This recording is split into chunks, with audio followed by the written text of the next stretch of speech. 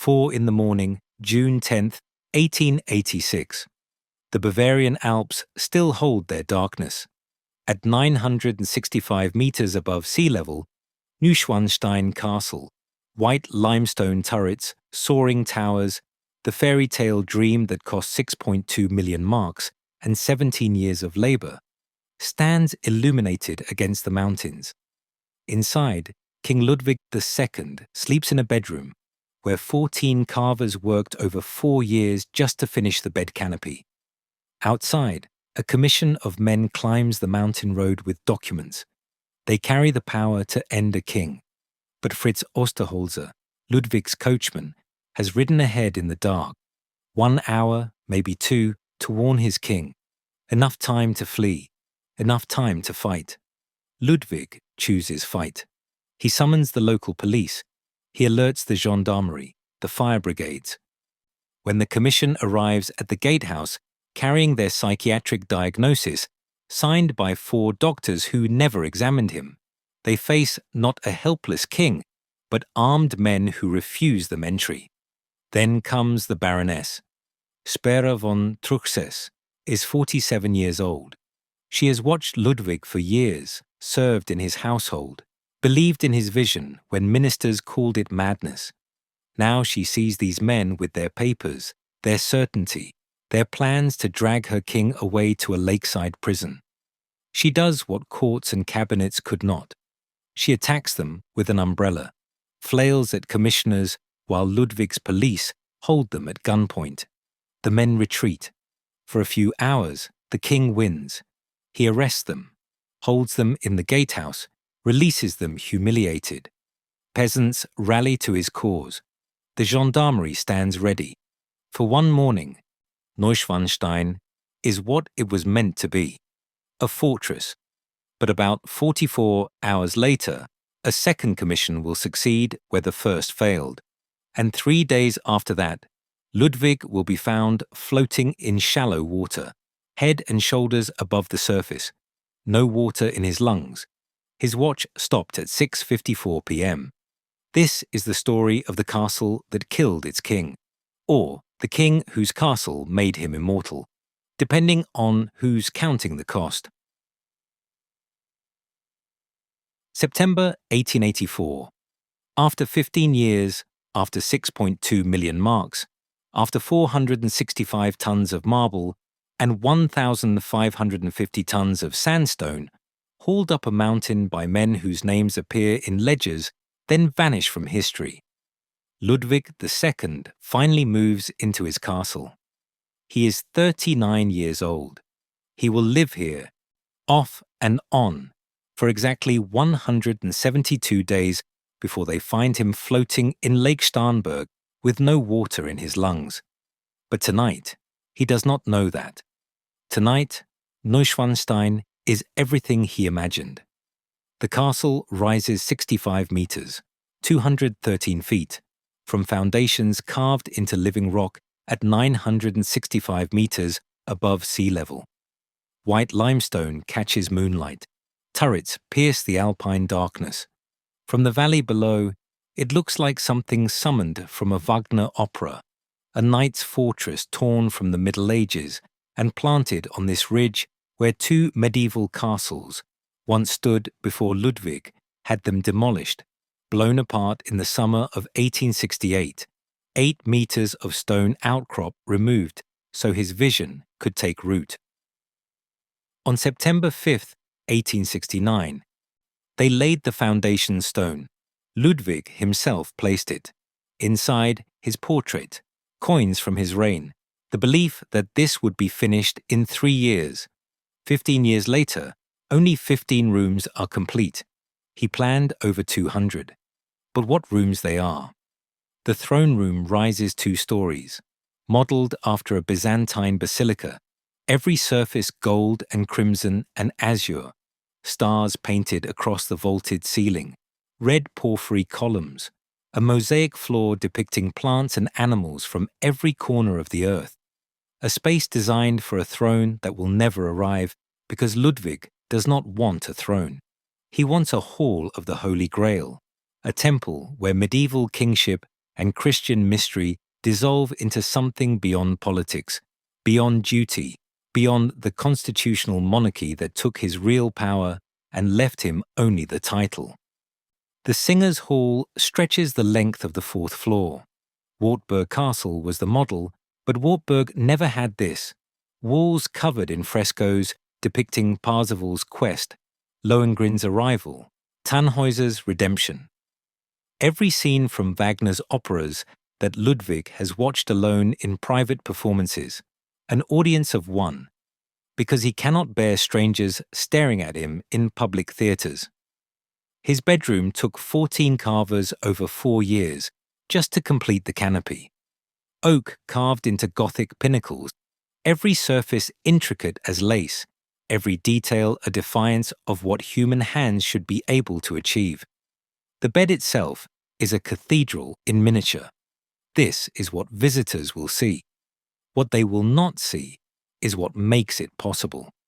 Below Ludwig's bedroom, below the throne room, below every visible marvel, the servants' world operates like a second circulatory system, pumping through stone arteries. Basement quarters scantily equipped with massive oak furniture, 2 beds per room, each 1.80 meters long, shorter than Ludwig himself, who stands 1.93 meters tall. The servants who make his fantasy function cannot fully stretch out in their beds. Narrow staircases spiral through the walls, steep and hidden.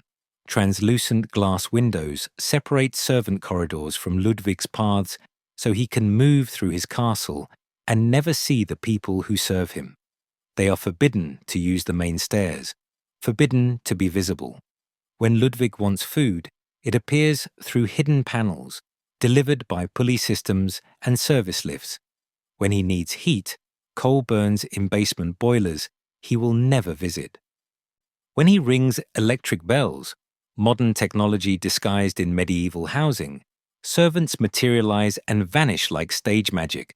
The service corridors are painted institutional green, bare bulbs, no frescoes here, no gold leaf, no Wagner, just stone and sweat and the constant work of maintaining temperature, of keeping water flowing through pipes at 965 meters elevation, of ensuring the flush toilets work, the hot water runs. The central heating radiates through a building designed to look like it belongs in the year 1200, but requires 1884's technology to be habitable. Every medieval appearance demands modern infrastructure. The more authentic the fantasy, the more machinery required to sustain it. Running water throughout, rare in rural Bavaria, in the 1880s, where most farmhouses still draw from wells. Telephone lines connecting rooms, electric bells, hot water in kitchen and baths, a service lift for transporting meals from basement kitchens to Ludwig's dining room, where he eats alone, table set for 4, imaginary guests filling the empty chairs. The paradox builds itself into every wall. And the cost, always the cost. 465 tons of marble, 1,550 tons of sandstone, 400,000 bricks, 2,050 cubic meters of wood, all of it hauled up narrow mountain roads by wagon and human muscle. Men whose backs bent under stone, men who breathed dust that settled in their lungs, men who worked 6-day weeks, 10-hour days, through 17 winters because Ludwig's vision could not wait for spring. At the peak in 1880, 209 craftsmen worked on site.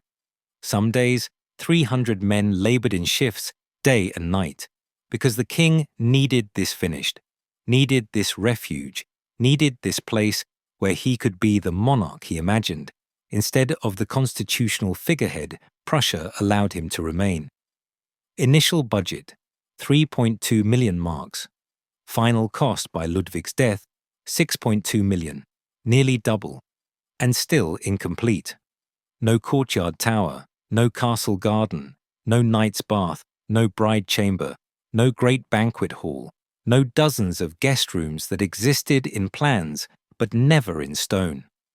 Tonight, in September 1884, Ludwig moves into 15 finished rooms in a building planned for 200. He will spend 172 days here over the next 21 months. 172 days out of 639 days until his death. Not even half his remaining life in the palace that consumed his fortune and 17 years of other men's labor. Can a castle built for one person justify bleeding a kingdom dry? The question hangs in the alpine air like the mist that clings to the mountains each morning, obscuring what is below, making everything look clean and distant and unreal. August 25th, 1845. Nymphenburg Palace, Munich. A child is born to Maximilian II of Bavaria and Marie of Prussia. They name him Ludwig Otto Friedrich Wilhelm, after his godfather, King Ludwig I, and the patron Saint Louis IX of France. He enters the world owing debts to royalty living and dead. He is, from the beginning, too tall for his time. By adulthood, he will reach 1.93 meters, exceptionally tall, especially in an era when most men barely clear 1.70. His mother will remember him as a boy who enjoyed dressing up, took pleasure in play acting, loved pictures, liked making presents of his property, money, and other possessions. This was not to change. What his mother describes as generosity, his ministers will later call financial recklessness. What she calls imagination, they will call delusion. The gap between these interpretations will kill him. His parents keep emotional distance. It is the fashion among royalty. Children raised by servants and tutors, parents appearing at scheduled intervals like visiting dignitaries. Ludwig grows up knowing he is loved in theory, the way one loves an heir, a dynasty, a continuation of bloodline. Personal affection is something different, rarer. He learns early that loneliness and privilege occupy the same rooms. Vivid imagination, tendency to isolate himself, pronounced sense of sovereignty, all evident when Ludwig is a child. He is being prepared for kingship the way one prepares a building for occupancy. Structurally sound, properly furnished, emotionally hollow. The castle that shapes him is not Nymphenburg, it is Hohenschwangau. Hohenschwangau sits in the Bavarian Alps, rebuilt by his father in neo-Gothic style, every wall depicting scenes from Germanic legends and medieval poetry. The Swan Knight Lohengrin features prominently, the mysterious knight who arrives on a boat pulled by swans, who saves a princess, who forbids her to ask his name, who vanishes when she breaks that single rule. A story about love that cannot survive scrutiny, about mystery as the condition of devotion. Ludwig walks these halls as a boy, absorbs these stories. In 1859, at 14 years old, he sketches the ruins on the ridge above Hohenschwangau, the remnants of two medieval castles, Vorder Hohenschwangau and Hinter Hohenschwangau, crumbling back into the mountain. Already he is imagining what could rise there. Already the vision is forming. March 10th, 1864. Everything changes. Maximilian II dies after a 3-day illness. Ludwig is 18 years old, not prepared for high office, not ready for the weight of Bavaria's crown in a Europe being reshaped by Prussian ambition and nationalist fervor. But his youth and brooding good looks make him popular with a public that does not yet understand what kind of king he will be. His first act reveals everything. He summons Richard Wagner to Munich. Wagner is 51, brilliant, impossible, perpetually broke, fleeing creditors across Europe. His operas are revolutionary, breaking every rule of composition, demanding orchestras and singers capable of the near impossible, creating mythic worlds where German legends and philosophical complexity merge into something no one has heard before. He is also in debt so deep that prison is a real possibility. Ludwig rescues him, offers him patronage, a house, a salary, the resources to complete his work. In return, he gets Wagner's friendship, his music, his presence in Munich, and something else. Something the 18-year-old king needs more than political counsel or military strategy. He gets a shared dream. Wagner writes after their first meeting, "Today I was brought to him. He is unfortunately so beautiful and wise, soulful and lordly, that I fear his life must fade away like a divine dream in this base world. You cannot imagine the magic of his regard. If he remains alive, it will be a great miracle. Unfortunately, so beautiful." That word, unfortunately, carries weight, as if Ludwig's beauty, his sensitivity, his capacity for aesthetic devotion makes him unfit for the world he must inhabit, as if the magic in his regard is incompatible with survival. Ludwig's letters to Wagner pulse with intensity that goes beyond patronage. He addresses Wagner as beloved, as supreme goodness, as source of light in my life. When he begins planning Neuschwanstein, he writes, "There will be several cozy, habitable guest rooms with a splendid view. You know the revered guest I would like to accommodate there. The location is one of the most beautiful to be found, holy and unapproachable, a worthy temple for the divine friend who has brought salvation and true blessing to the world. Holy and unapproachable, a temple for a friend who brought salvation. This is not the language of arts patronage. This is religious devotion redirected toward a human object. Under Ludwig's protection, Munich becomes the music capital of Europe. Tristan und Isolde premieres in 1865. 5 hours of chromatic complexity about forbidden love and death as release. Die Meistersinger in 1868, Wagner's only comedy, though Ludwig seems to miss the humor. Das Rheingold in 1869, Die Walküre in 1870, the first two operas of Wagner's Ring cycle, Gods and Heroes and Doomed Love and the End of Worlds. Without Ludwig, none of this happens. Without Ludwig, there is no Bayreuth Festival, no completed Ring cycle, no Wagner as we know him. The king makes the composer immortal, but he cannot make himself powerful. 1866. The Austro-Prussian War. Bavaria sides with Austria against Prussian expansion. It lasts 7 weeks. Prussia wins decisively. The treaty that follows leaves Bavaria nominally independent, but effectively under Prussian control. Ludwig is 21 years old and has just learned that his kingdom exists at Prussia's pleasure. 1871. German unification. Otto von Bismarck, Prussia's Iron Chancellor, orchestrates the creation of the German Empire. Bavaria is absorbed. Ludwig receives secret income from Bismarck in return for political cooperation. Money that will help fund his castles. But the bargain tastes like betrayal. He is now a constitutional monarch, king in name only, a figurehead in an empire run from Berlin. His response is withdrawal. "I want to remain an eternal enigma to myself and others," he writes. When a king loses real power, where does he turn? Toward fantasy, toward control over something, even if that something is only architecture and aesthetics and the arrangement of rooms no one else will see. 1867. Ludwig commissions Christian Jank to draw the first sketches of Neuschwanstein.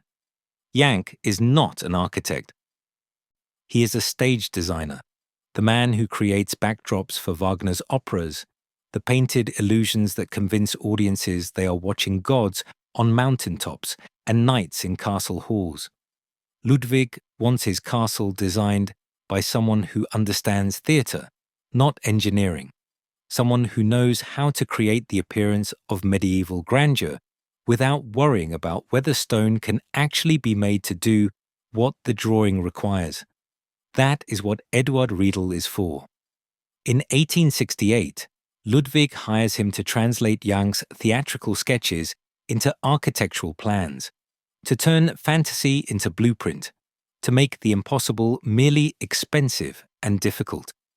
Initial budget, 3.2 million German gold marks. Reality, 6.2 million by Ludwig's death, nearly double, and still incomplete. Is building a fantasy world madness? Or is it the only rational response to powerlessness? When your real kingdom is taken, you build an imaginary one. When constitutional limits bind you, you create a space where you make all the rules. When you cannot control Prussia or parliament or politics, you control marble and stone and frescoes depicting Lohengrin's arrival. On September 5, 1869, they lay the foundation stone. Ludwig places it himself. Inside, his portrait, coins from his reign, belief in a 3-year timeline. 15 years later, he will move into 15 finished rooms. 2 years after that, he will be dead in shallow water. But in 1869, none of that is visible. In 1869, Neuschwanstein is still pure vision, still possible, still holy and unapproachable, still a temple for a dream that might save him. 1868, summer. The mountain ridge above Hohenschwangau, where 2 medieval castles have crumbled for centuries, Vorder Hohenschwangau and Hinter Hohenschwangau, their names longer than their remaining walls. Ludwig II orders them demolished, not restored, not preserved, erased. Crews blow up the old keep, remove up to 8 meters of stone outcrop, carve the mountain down to bedrock so the new vision can rise without contamination from the old. It takes months. The sound of explosions echoes through the valley. Locals watch stone that has stood for 600 years tumble into rubble. By June of 1869, a new access road cuts up the mountain. Narrow, steep, just wide enough for wagons loaded with limestone and marble and brick. They also build a private rail spur to bring materials closer, but the final ascent, that is done by horse and human muscle. 465 tons of marble, 1,550 tons of sandstone, 400,000 bricks, 2,050 cubic meters of wood. All of it hauled up a mountain that does not want to be built on. September 5, 1869. The foundation stone. Ludwig II places it himself. A small ceremony, a few witnesses. Inside the stone, his portrait, coins from his reign, the optimism of a 3-year timeline. Eduard Riedel's architectural plans translate Christian Young's stage designs into something that might stand against alpine winters and the slow insistence of gravity. The work begins. By 1872, the cellar is complete. June 11th of that year, they hold the topping out ceremony for the gatehouse, a German tradition when the roof is finished, when the building is structurally sound, even if the interior remains raw. By 1873, the gatehouse is ready for occupation. Ludwig uses the upper floor as temporary accommodation.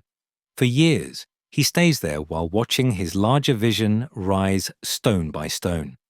September of 1872. Construction on the Palace begins. The main residential building, the heart of the complex. It will take 8 years just to top it out. January the 29th, 1880, the ceremony. But topping out is not finishing. The interior decoration will not be complete enough for Ludwig to move in until 1884. At the peak in 1880, 209 craftsmen work on site. Italian stonemasons bring old-world techniques passed down through generations. They know how to read stone, how to coax limestone into curves that look effortless, but require absolute precision. Bavarian carpenters specialize in hardwood, the oak paneling, the intricate carvings, the bed canopy that will take 14 men over 4 years to complete. Brickmakers, plasterers, glaziers, metal workers. Sometimes the site employs up to 300 workers per day when they run night shifts, when urgency outweighs expense, when Ludwig needs progress he can see. For 20 years, this construction site is the main employer in the area. Men come from surrounding villages for steady wages unprecedented in rural Bavaria. 6-day weeks, 10-hour days, stone dust that settles in lungs and stays there. Heights that are unforgiving, scaffolding swaying in alpine winds, ropes and pulleys lifting blocks of marble that could crush a man if they slip. Winter slows the work but rarely stops it.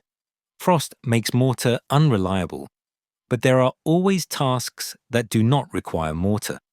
Always stone to cut, wood to carve, plans to refine. The men live in temporary housing on the estate or walk daily from miles away, up before dawn, home after dark, 6 days a week, year after year. We have no records of worker deaths or injuries. This absence is remarkable, not because construction was safe. Scaffolding collapses, stones fall. Men lose their footing on icy platforms 965 meters above sea level. Deaths must have happened, but in public archives, in Bavarian state records, in the meticulous documentation of costs and materials and timelines, nothing. Were they covered up, not recorded? Or has time simply swallowed that information the way it swallows everything that does not serve the official narrative? We know hundreds of names from payroll records. Stonemasons earned more than common laborers. Carpenters and plasterers drew day rates. Women staffed the estate kitchens and laundries, feeding the men who built the castle. But when the house was ready, the workforce thinned and scattered. Back to villages, back to obscurity.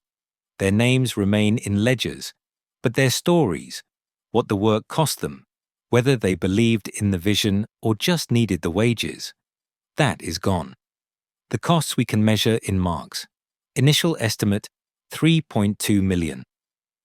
By Ludwig's death in 1886, 6.2 million. Nearly double the budget for a building still incomplete.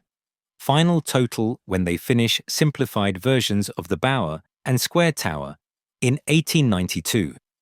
Roughly 7 million marks, equivalent in today's currency, 47 million euros as of 2021, or over 250 million United States dollars. Where does Ludwig get this money? His civil list, the royal allowance provided by the state, covers some. Personal inheritance from his grandfather, Ludwig I, who died in 1868, provides more. From 1871 onward, secret payments from Otto von Bismarck supplement the budget. A political favor transformed into architectural possibility. And when all those sources run dry, there are banks, loans, lines of credit that grow like vines, wrapping around Ludwig's finances until he cannot move without encountering debt. By 1883, he owes 7 million marks. By 1886, 14 million across all three of his castles, Neuschwanstein, Linderhof, Herrenchiemsee. His annual income is 4 million marks. The arithmetic does not work, cannot work, will never work. But the building continues. 1884. Ludwig moves into 15 finished rooms. His mother, Marie, visits in 1885 for her 60th birthday. One of the few times the castle serves its stated purpose as a habitable guest residence. But most nights, Ludwig is alone, wandering halls where workmen still labor. Sleeping in the bedroom where 14 carvers spent 4 years on the bed canopy, while the rest of the castle remains unfinished. Never built, the huge courtyard tower, the castle garden, the knight's bath, the bride chamber, the great banquet hall, numerous guest rooms, over 200 rooms planned, 15 completed. But those 15 consume every mark Ludwig can borrow, every hour his workers can give, every ton of stone the mountain can yield. June 13th, 1886. Ludwig dies. The work slows, simplifies. By 1892, they finish enough to call it done, though done means incomplete, means compromise, means the vision that lived in Christian Jahn's drawings and Ludwig's imagination never fully translated into stone. What is the price of beauty measured in human sweat and shortened lives? Who bore the true cost, the king who wrote the checks, or the workers who hauled the stones up a mountain through 17 winters for a vision that was not theirs? The stones do not answer. They just stand there, white limestone catching alpine light, looking eternal. One castle is not enough. By 1869, while Neuschwanstein's foundations are still being carved from mountain rock, Ludwig II is already planning Linderhof. By 1878, he begins Herrenchiemsee. 3 castles, 3 visions, 3 monuments to a kingship that exists only in his imagination. Linderhof is the smallest, Rococo style, tucked in a valley near Oberammergau. Built between 1869 and 1878. It is the only one he completes. Gilt and mirrors and powder blue silk. Every surface reflecting candlelight until you cannot tell where the room ends and illusion begins. The Hall of Mirrors runs the length of the palace. Ludwig calls himself the Moon King here, shadow of Louis XIV's Sun King, the absolute monarch who ruled France while Bavaria was still a patchwork of principalities. But Linderhof's real wonder hides underground. The Venus Grotto stretches 90 meters into the hillside, an artificial cave with waterfall, lake, and a shell-shaped boat. Electric lighting powered by one of Germany's first generators bathes everything in shifting colors, blue, then rose, then violet. Technology disguised as magic.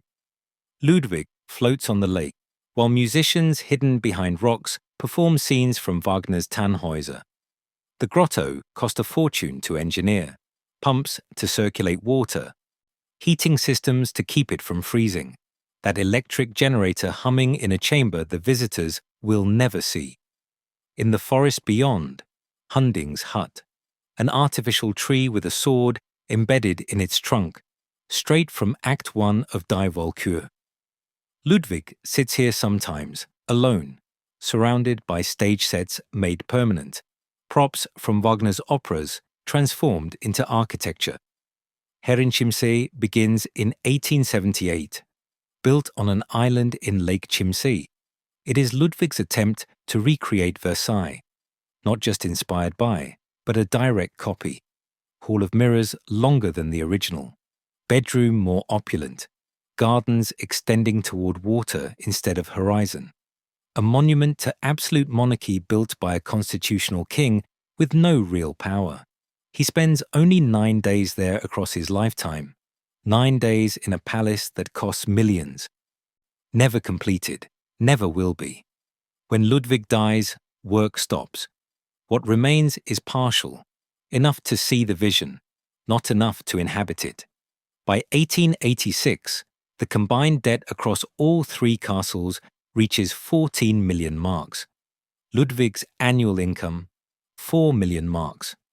The arithmetic is impossible, has been impossible for years.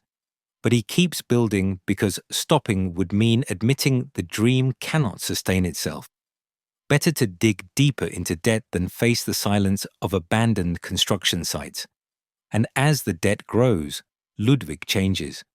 From 1875 onward, he lives at night and sleeps during the day. The transformation isn't sudden. It's gradual, like a plant growing toward a light source no one else can see. He begins staying up later, then later, then through dawn. Until his schedule inverts completely and he moves through his castles as a nocturnal creature, wandering halls by candlelight while his servants scramble to maintain the illusion that this is normal, that kings can choose when day and night occur. He calls himself the Moon King, shadow of Louis XIV's Sun King, where Louis ruled in daylight, commanding armies and ministers and the apparatus of state. Ludwig rules in darkness, commanding only aesthetics and the arrangement of empty rooms. He hires musicians and actors for private performances, operas performed for an audience of one, an entire orchestra, a cast of singers, stagehands, and costumes and sets, all mobilized so Ludwig can watch alone in a theatre where every other seat remains empty. No public staring at him, no strangers evaluating his reactions. Just him and Wagner's music and the blessed privacy of darkness. The sleigh rides begin around the same time. Elaborate 18th century style sleighs pulled by horses through the Bavarian night. Footmen in period livery. Powdered wigs, silk coats, everything authentic except the sleigh's crown lamp, which is electric, battery-operated, a modern intrusion into historical fantasy. Ludwig himself wears contemporary clothing, not costumes. He understands the distinction. The servants perform the past. He observes it. Sometimes, though, he dresses in medieval garb and rides through snowy forests like a knight-errant from the very operas he watches alone. His dining habits grow stranger. He eats alone but sets the table for 4, invites imaginary guests to join him, holds conversations with people who are not there. Once, reportedly, he has his favorite horse brought to the dining room to join him at the table. Servants deliver food through hidden panels and pulley systems. They are forbidden to be seen. The king must never witness the machinery that sustains his fantasy. Other behaviors accumulate like symptoms. He makes faces at himself in mirrors, puts tape on a servant's head so his brains won't fall out, he explains, writes fan letters to Louis XIV, dead for over a century and a half. His bed at Linderhof requires 14 carvers working over 4 years to complete. Every inch carved, gilded, embroidered with gold thread. A bed fit for a sun king, occupied by a moon king, who barely sleeps. 1877. Wagner begins composing Parsifal, his final opera, the story of the pure fool who becomes Grail King through purity and faith. Ludwig reads the libretto, hears the first music, and recognizes himself. He is Parsifal, the knight questing for something holy and unapproachable, the figure who redeems a sinful world through his own suffering and isolation. Wagner and his circle privately call Ludwig Parsifal.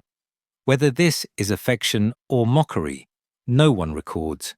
Neuschwanstein, originally conceived as a monument to medieval minnesingers, gets reinterpreted.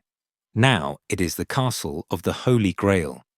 The throne room becomes the hall of the Holy Grail, dedicated to the mystery of salvation for the world.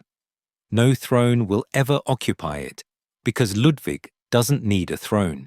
He needs a temple, a space where kingship transforms into something transcendent, something beyond politics and parliaments and Prussian control.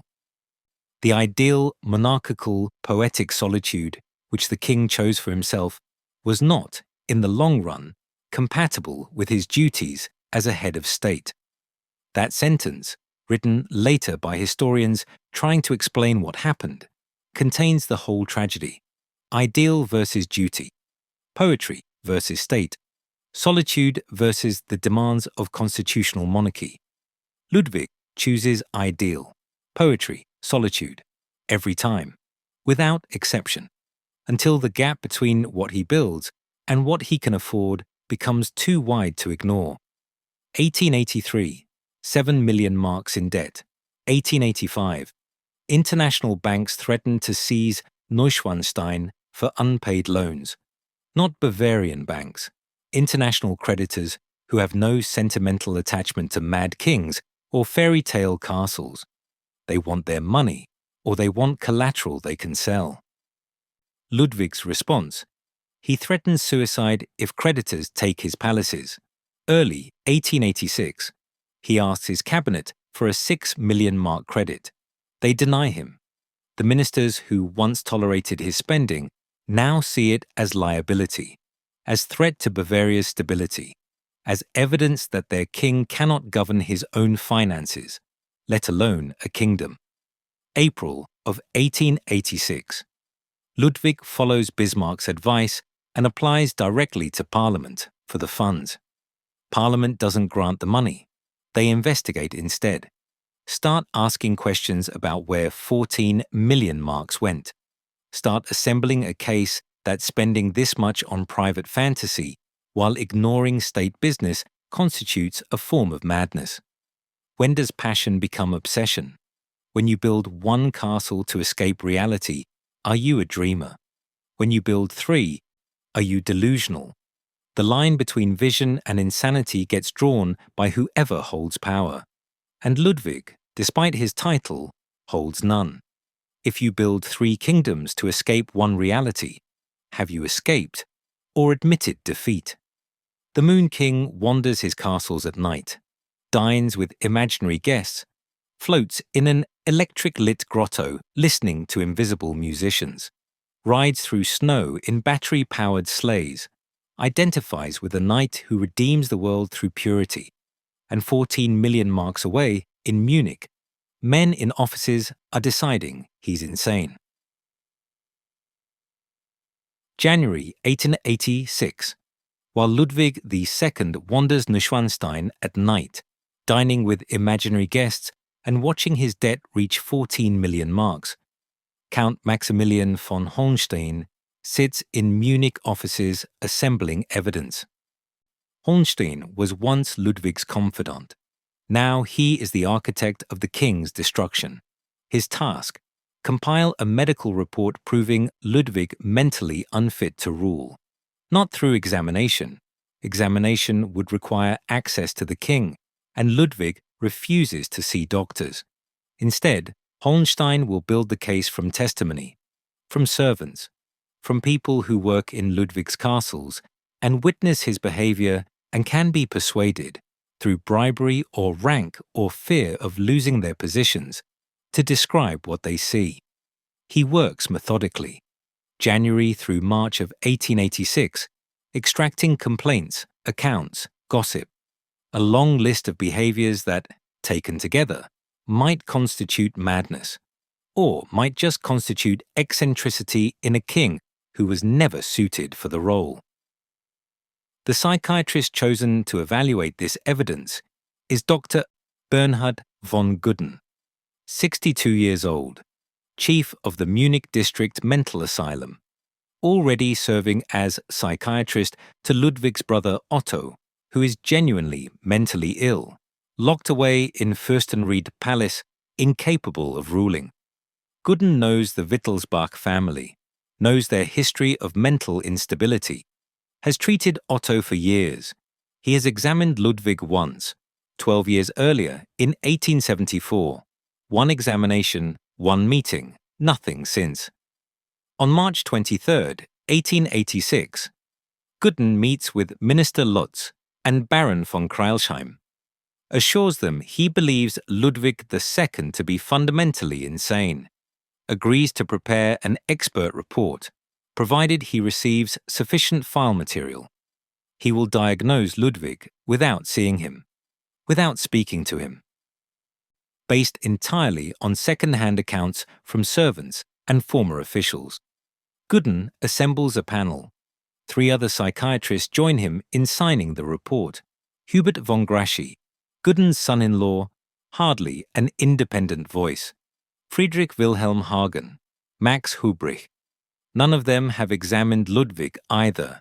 None have met with him, observed him, conducted any form of clinical evaluation. They will declare him insane based on paperwork. The servants who testify include Hesselschwert and Welker, questioned multiple times, including in Gudden's presence, their stories refined through repetition until inconsistencies smooth away. But some servants refuse to testify. Even under pressure, even offered inducements. They will not speak against their king.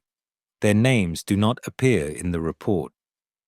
Their loyalty becomes a footnote in archives that focus on betrayal. Minister Lutz has reservations. Basing a psychiatric diagnosis solely on statements from low-ranking servants with little education troubles him. The political necessity of removing Ludwig may be clear, but the method feels suspect. So in June, they add higher-ranking witnesses. Richard Hornig, born 1841, former equerry, once a close confidant of King Ludwig II, recently fallen out of favor. Whatever loyalty he felt has curdled into something else. He provides written testimony. Ludwig August von Müller, born 1846, former cabinet secretary from 1879 to 1880. He testifies. Friedrich von Ziegler, born 1839, cabinet secretary twice, 1877 to 1879, then 1880 to 1883. He knows Ludwig's working habits, his avoidance of state business, his preference for architectural plans over policy documents. He adds his voice to the chorus. What do they report? Pathological shyness, avoidance of state business, expensive flights of fancy, 14 million marks worth, dining outdoors in cold weather, wearing heavy overcoats in summer, poor table manners, occasional fits of rage at servants, the nocturnal lifestyle that has inverted Ludwig's relationship with day and night. What they omit is more revealing. The transfer of cavalry soldiers to valet service has been scandalized in the press for months. Young men, physically fit, moved from military units into Ludwig's personal household. At the time, homophilia is a psychiatric diagnosis. Section 175 of the German Penal Code, enacted in 1872 and remaining law until 1994, criminalizes homosexual acts between men. The expert opinion omits these allegations to protect the king, but everyone knows. The silence around what cannot be said publicly becomes its own form of evidence. Even after Ludwig's death, even after Gudden dies alongside him, investigations will go out of their way to avoid discussing these behaviors. Some truths are too dangerous to official narratives. Prince Luitpold, Ludwig's uncle and designated regent, is not entirely convinced of his nephew's illness. He agrees to take the throne only if the conspirators produce reliable proof that Ludwig is genuinely, helplessly insane. He wants certainty before committing to this path. Minister Lutz shares his reservations.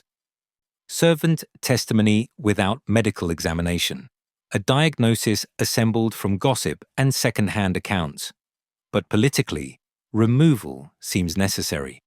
Ludwig's debts threaten Bavaria's stability.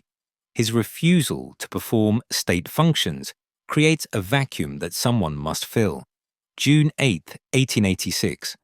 The final report concludes.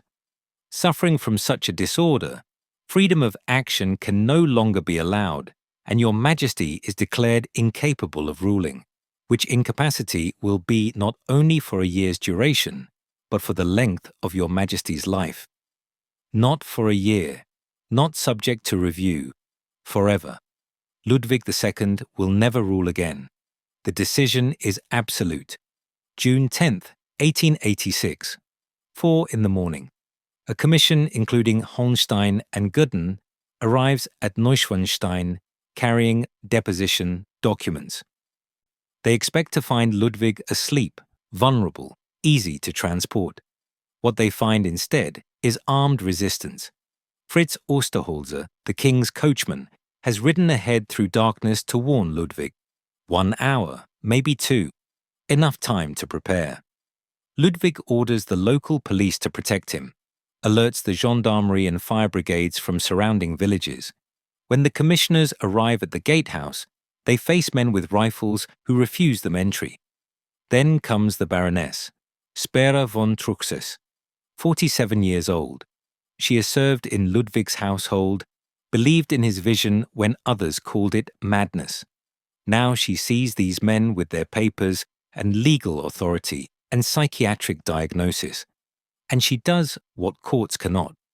She attacks them with an umbrella, flails at the commissioners while Ludwig's police hold them at gunpoint. They retreat. Ludwig arrests them, holds them for hours in the gatehouse, eventually releases them, humiliated but unharmed. Peasants rally to Ludwig's cause. For a few hours, it seems possible that loyalty might outweigh law, that a king beloved by common people might resist ministers and psychiatrists and creditors. Ludwig pens a statement to be printed and distributed. The government seizes most copies before they reach the public. He refuses to flee though warned early, though given time to escape across the Austrian border, where Prussia's reach might not follow. Does he not believe they will go through with it? Does he want martyrdom? Or does fleeing feel like admitting guilt? June 11th. Midnight. A second commission arrives. Ludwig is trapped. They confront him in a corridor. Perhaps he is heading to a tower. Perhaps contemplating the jump that would end this on his own terms. Gudden leads the group. Ludwig asks, "How can you declare me insane? After all, you have never seen or examined me before." Gudden's response is clinical, certain, devastating. It was unnecessary. The documentary evidence is very copious and completely substantiated. It is overwhelming. The servants' reports. That is the evidence. Words from people who cleaned his rooms and served his meals, and watched him set tables for 4 and dine with imaginary guests. Their testimony, filtered through Neuschwanstein's agenda and Gudden's diagnosis, has become medical fact. For in the morning, June 12th, Ludwig is seized, placed in a carriage with the interior handles removed so he cannot escape. 8-hour drive through Bavaria to Berg Castle on Lake Starnberg. Berg has been prepared, locked doors, barred windows, spy holes drilled indoors so attendants can watch without being seen, door handles removed, a one-person insane asylum for a king who was diagnosed without examination. Who decides what madness is? When a diagnosis depends on who holds power, is it medicine or murder? What separates eccentricity from insanity? Who gets to draw that line? The Moon King rides in a locked carriage toward a lakeside prison. Behind him, Neuschwanstein stands incomplete. Ahead, shallow water waits. June 13th, 1886. Berg Castle sits on the shore of Lake Starnberg, south of Munich. Ludwig II has been imprisoned here for 1 day. 1 day under the supervision of Dr. Bernhard von Gudden, the psychiatrist who declared him insane without examination. Morning. Ludwig appears calm, cooperative. Gudden notes this in his observations. The king who resisted arrest, who rallied peasants and police to his defense, who questioned how he could be declared mad by doctors who never examined him, that king seems absent now, or perhaps exhausted, or waiting. Afternoon. Ludwig requests an evening walk along the lakeshore. Gudden considers this therapeutic, fresh air, exercise, a chance to observe his patient in a controlled environment. He grants permission, 6 o'clock, maybe 6:30. The exact time will matter later, when investigators try to reconstruct what happened in the darkness. Gudden speaks to his aides. Es darf kein Pfleger mitgehen. No attendant may walk with us. The phrase is ambiguous.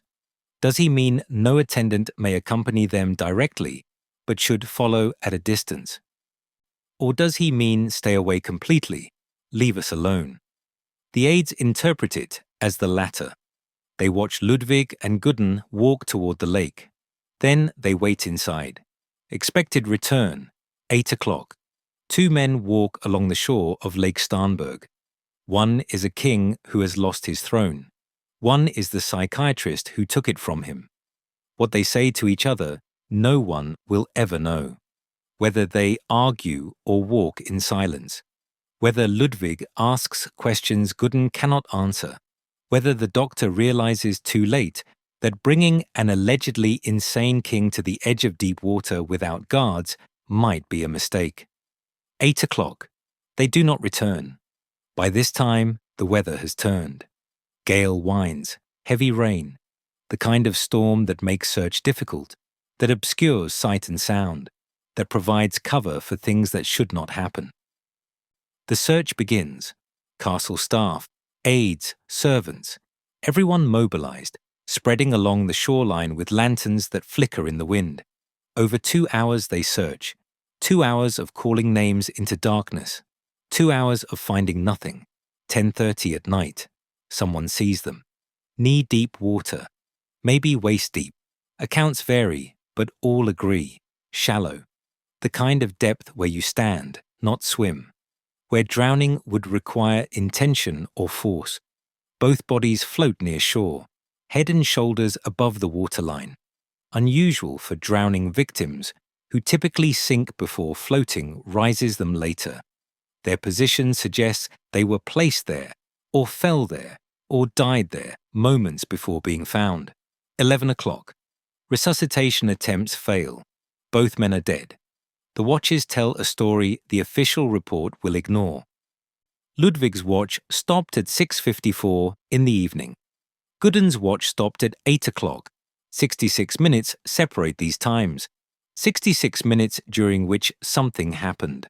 A struggle, a confrontation. An event that has to be reconstructed from water and silence and watches that measured time until they didn't. What happened in those 66 minutes? The official autopsy, conducted by Munich authorities, finds details that contradict the narrative they will ultimately present. Ludwig's body shows no water in the lungs. None. Drowning victims inhale water as they die. It is the water that kills them, filling lungs, suffocating from inside. But Ludwig's lungs are dry. His coat is unbuttoned, unusual for someone who fell or jumped into water. And Ludwig was a strong swimmer, by all accounts, confident in water. Not someone who drowns accidentally in knee-deep shallows. The water where they found him barely reaches the waist. Stand up, walk out, survive. Gudrun's body tells a different story. Scratches and cuts all over his face. Fingernails torn, the kind of injury that comes from clawing, from desperate struggle. Signs that he fought something or someone in those final minutes. The official verdict: Ludwig drowned Gudrun while attempting to escape, then drowned himself. Suicide. The word that closes cases, that allows governments to move forward without asking uncomfortable questions. But some doctors ask anyway. Dr. Rudolf Mag is a local physician who examines the bodies before they are transported to Munich for the official autopsy. Years later, in old age, he writes a protocol. To clear his conscience, he says, "To tell the truth before death makes truth-telling impossible." His official report on the examination was not true, he writes. The Bavarian ministry ordered him to write what he wrote. In truth, the king had bullet entry wounds in his back. Bullet wounds. Not drowning. Not struggle in water. Bullets. Another physician sees this document in the home of Mag's daughter, Anna. After Anna's death, the document disappears. The physician who saw it wishes to remain anonymous. The evidence exists only as testimony about a document that no longer exists. But there is other evidence. Evidence that survives because it was enforced so severely that its existence proves guilt. Everyone who helped recover the bodies is forced to swear on a crucifix and Bible never to say anything about that night, not even on their deathbed. Not even decades later when everyone involved might be dead. Never. This oath alone indicates government cover-up. Whether murder or accident or suicide, something happened that night that required witnesses to be silenced under threat of eternal damnation. Some witnesses speak anyway, though only when death makes retaliation impossible. Jakob Liedl, a fisherman, 1933. 47 years after Ludwig's death, Liedl makes a deathbed confession. He witnessed a shooting, he claims. Government officials pressured him into silence. He waited 47 years to speak, waited until he was dying, until fear of government became less than the fear of dying, with the truth unspoken. Why wait so long if he was not afraid? Other witnesses report hearing gunshots that evening. Some see struggle. But the gendarmes patrolling the park, the official guards who should have seen and heard everything, report neither seeing nor hearing anything unusual, suspicious given the weather, given the struggle evident on Gooden's body, given that 2 men died and their watches stopped 66 minutes apart. June 19, 1886. 6 days after Ludwig's death, the funeral, grand ceremony, lying in state at the Munich residence, then burial at St. Michael's Church in Munich. His heart, following Bavarian royal tradition, is sent to the shrine of Our Lady of Altering. The government moves quickly, minimal investigation, autopsy findings not made fully public, close the case, move forward, crown Prince Luitpold as regent, since Ludwig's brother Otto is genuinely insane. At the death site, they build a small chapel overlooking the lake, erect a cross in the water where the bodies were found. Every June 13th, devotees gather for a memorial service. Every year for over a century, people come to the shore and ask the same questions. The theories multiply because the evidence refuses to settle. Official story: suicide by drowning. The least believed theory: murder by political assassination. Ludwig shot while trying to escape. Guards hidden in darkness and rain. Accident. Struggle in water between Ludwig and Gooden. Both drown. Escape attempt. Ludwig attacks Gooden, is shot by unseen guards who panic. The evidence builds like a pyramid. At the base, the official story. Above that, no water in lungs, shallow water, strong swimmer. Third tier, Gooden's injuries, gunshot reports. Fourth, the 66-minute gap between watches. Fifth, the oath of silence, forced on all witnesses. At the top, Dr. Mag's suppressed report claiming bullet entry wounds in the king's back.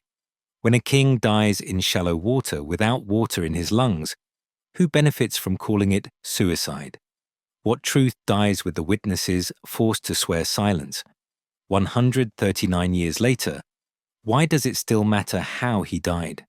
Because the method of death determines the meaning. Suicide suggests madness vindicated. Murder suggests martyrdom. Accident suggests tragedy without villain. And we will never know. The witnesses swore oaths. The documents disappeared. The truth drowned in knee-deep water on a rainy night in June. 7 weeks. That is how long Prince Regent Luitpold waits after Ludwig II's body is pulled from Lake Starnberg before opening Neuschwanstein to the public. 7 weeks between the king's death on June 13, 1886, and late July or early August, when the castle doors swing open for paying visitors. Not years of deliberation, not months of preparation, 7 weeks. Barely time for the funeral, the burial, the official mourning to conclude before the private refuge, becomes public spectacle. Luitpold orders it, the same man who was not entirely convinced of Ludwig's insanity, the same regent who agreed to take power only if shown reliable proof of madness. Now he transforms Ludwig's unfinished dream into Bavaria's newest tourist attraction. The castle is still incomplete. Only 15 rooms finished. No courtyard tower. No castle garden. No knight's bath or bride chamber or great banquet hall. The vision Ludwig spent 17 years building remains partial, frozen at the moment of his death. But 15 rooms are enough. The irony is immediate and brutal. The shy king had built the castle in order to withdraw from public life. Now, vast numbers of people come to view his private refuge, the bedroom where he slept in a bed that took 14 carvers over 4 years to complete. Strangers walk through it, staring at the gold embroidery, the carved oak canopy, imagining the mad king who dined with horses and imaginary guests. The throne room that never received a throne. Tourists file through in groups, whispering about the Moon King who identified with Parsifal and spent 14 million marks on fantasy. In the first 8 weeks, approximately 18,000 visitors climbed the mountain. 18,000. Average 2,250 per week. They come from Bavaria, from Germany, from across Europe. Do they come to mourn, to gawk, to witness the mad king's folly before it crumbles or gets dismantled for debts? The furniture begins to wear quickly because visitors cannot move around the palace at first. Too many people, too narrow passages, too much pressure on objects designed to be seen by one person, occasionally two, never by thousands pressing through on guided routes.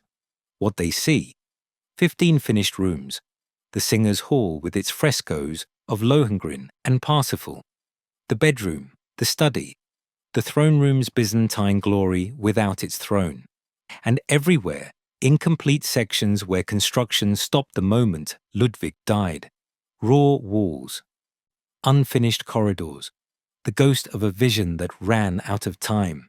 What they do not see: the servant staircases, the basement boilers, the machinery that made the fantasy function.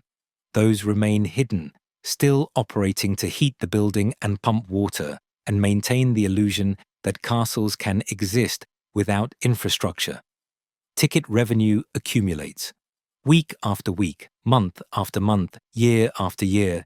1899, 13 years after opening. All construction debts paid off.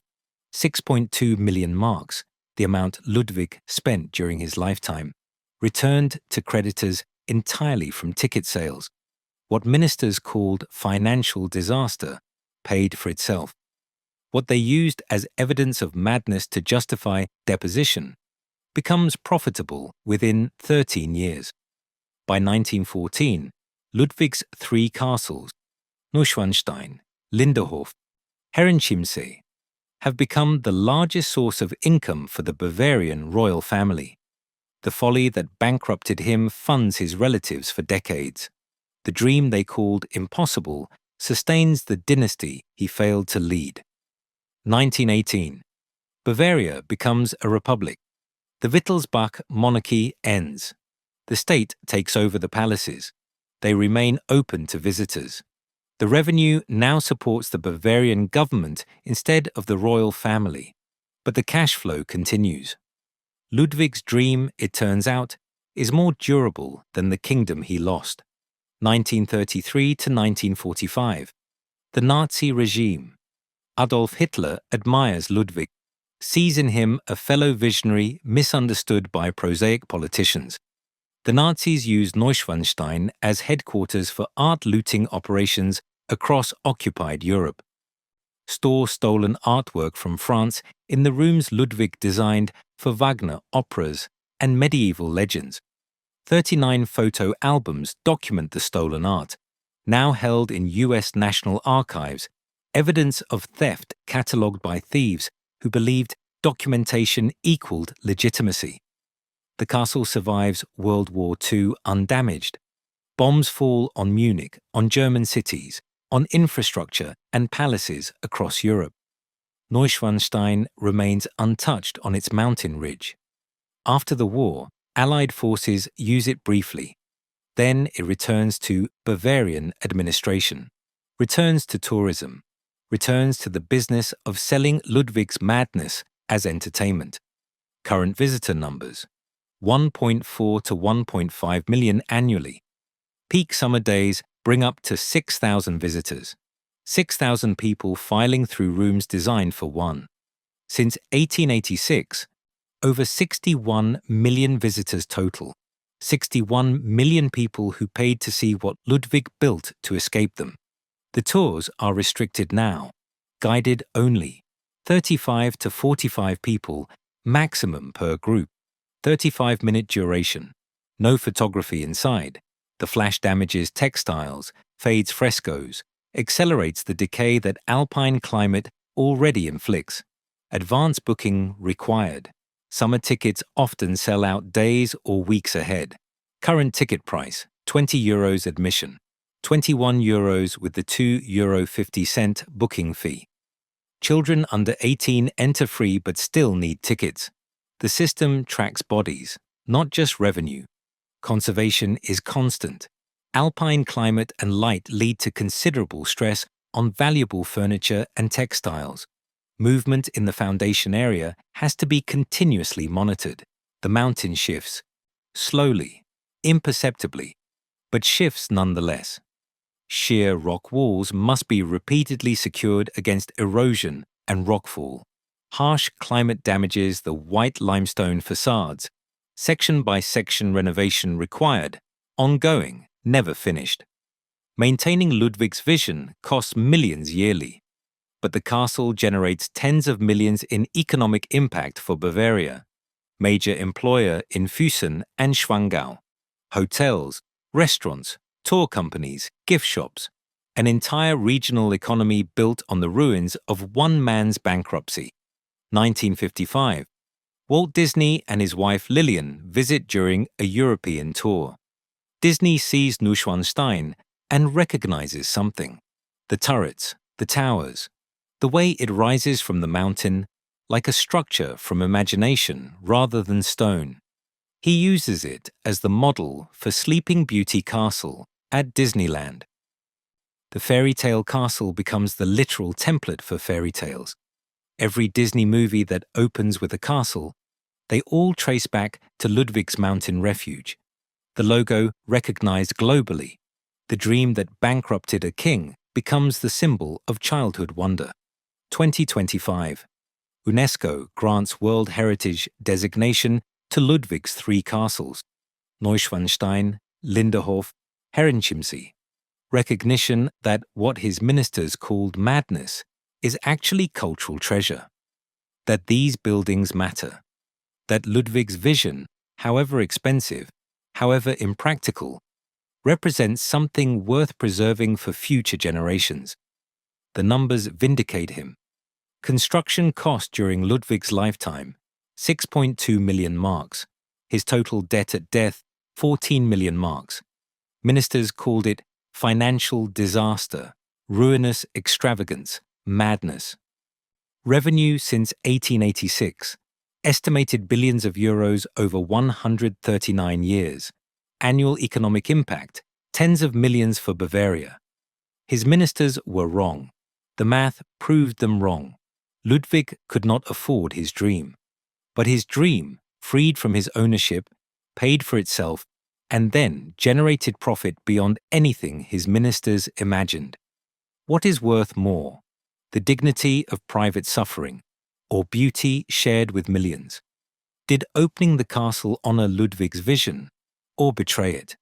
When your death makes your dream sustainable, is that tragedy or vindication? The tourists keep coming, 6,000 on summer days, 1.4 million yearly. They walk through rooms Ludwig occupied for 172 days total.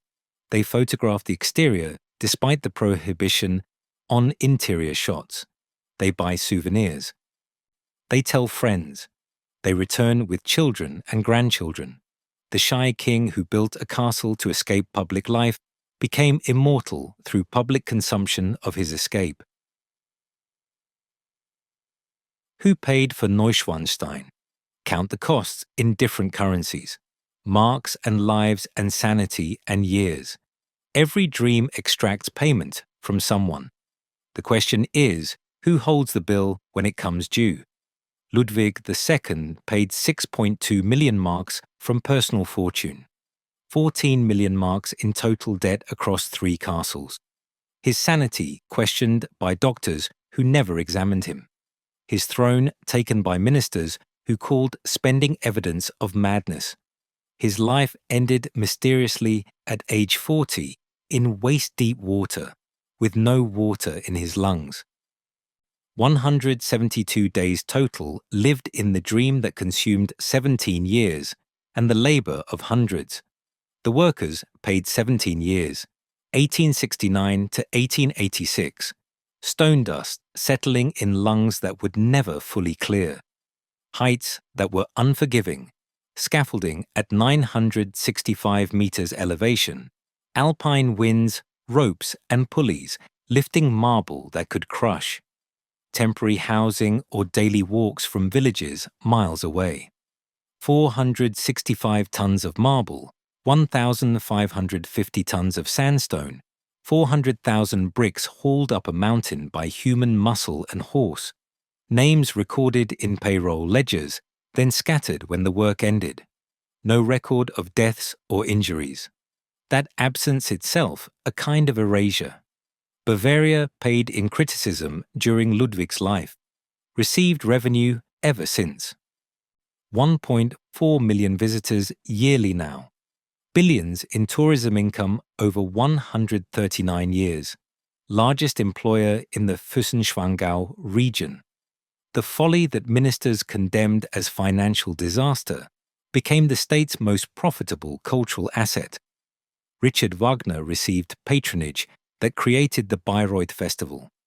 Got premieres of Tristan und Isolde, Die Meistersinger, Das Rheingold, Die Walküre. Got financial security and artistic freedom. Possibly exploited Ludwig's feelings, those letters calling Wagner beloved, source of light in my life, for personal gain. Died in 1883 without ever visiting Neuschwanstein, the castle designed as temple to their friendship. The visitors paid admission. 61 million since 1886. Each climbs the mountain. Each pays 20 euros. Each walks through rooms meant for one person. Each sees the unfinished dream. 15 rooms complete, over 200 planned. Each decides, was Ludwig mad or visionary, victim or architect of his own destruction? What does this story mean? Architecturally, Neuschwanstein proved medieval romanticism could integrate modern technology, central heating and flush toilets hidden behind Gothic facades, electric bells in rooms decorated with Parsifal frescoes. The paradox that the more authentic the medieval appearance, the more modern machinery required to sustain it. This model inspired 20th century castle follies worldwide. Walt Disney's Sleeping Beauty castle, and by extension, every Disney logo, every fairy tale castle that enters childhood imagination, owes its existence to Ludwig's vision. 2025 UNESCO World Heritage designation confirms lasting cultural significance. Politically, this was the last gasp of absolute monarchy confronting modernity. Constitutional limitations drove the king to fantasy. Loss of real power led to creation of theatrical power. When Prussia took his real kingdom in 1866 and 1871, Ludwig built imaginary ones, 3 castles, 3 monuments to kingship that existed only in stone and decoration, and the arrangement of rooms no one else would see. Psychologically, the line between eccentricity and madness gets drawn by whoever holds power. Diagnosis without examination is political weapon. 4 psychiatrists sign a report declaring Ludwig fundamentally insane. None have examined him. They base conclusions on servant testimony gathered through bribery and coercion, artistic obsession versus state duty, eternal conflict. Was Ludwig's nocturnal lifestyle, his imaginary dinner guess, his identification with Parsifal evidence of insanity? Or was forcing a dreamer to be constitutional monarch the real madness? Economically, the irony is complete and devastating to official narrative. Ministers declared Ludwig's spending financial disaster. International banks threatened seizure of assets. The government used 14 million marks of debt as proof of incompetence sufficient to justify deposing him. Within 13 years of his death, 1899, the castle paid for itself entirely from ticket revenue. By 1914, his 3 castles became the largest source of income for the Bavarian royal family. Has generated billions since. Tourism vindicated every mark spent.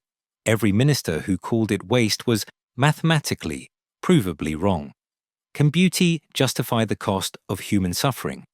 When dreams require others to build them, whose dream is it? Ludwig imagined. Workers hauled stone. Who owns the vision? The man who conceived it, or the men whose sweat made it real?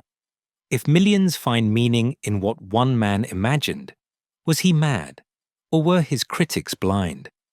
What would Ludwig think, knowing his private sanctuary hosts 6,000 people per day in summer? The shy king who ate alone, who had servants deliver food through hidden panels so he would not have to see them, who built this castle specifically to escape public life.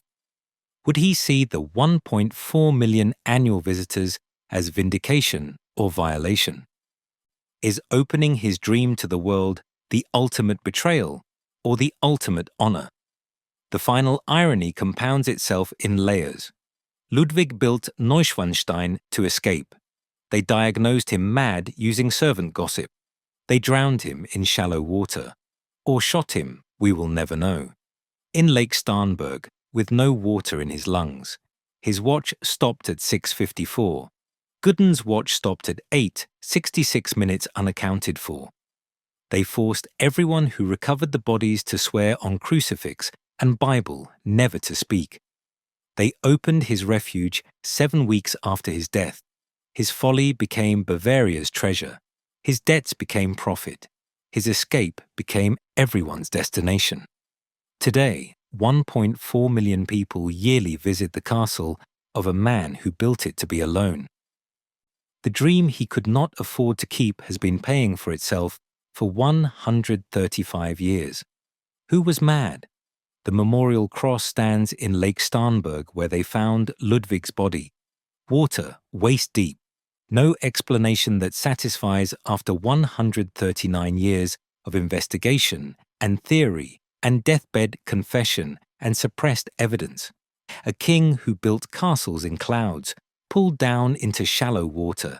Every June 13th, devotees gather at the shore. No other European king, someone says, has found his way into the hearts of the folk as did Ludwig II. The castle on the mountain still glows at night. Thousands of lights illuminate white limestone. Millions of visitors have walked those halls. Billions of euros generated. One man's dream that no one could kill, not by declaring him insane, not by drowning him in knee-deep water, not by opening his private refuge to public consumption. Because you can drown a king, you can suppress evidence, you can force witnesses to silence, but you cannot kill beauty. And beauty, in the end, always pays its debt.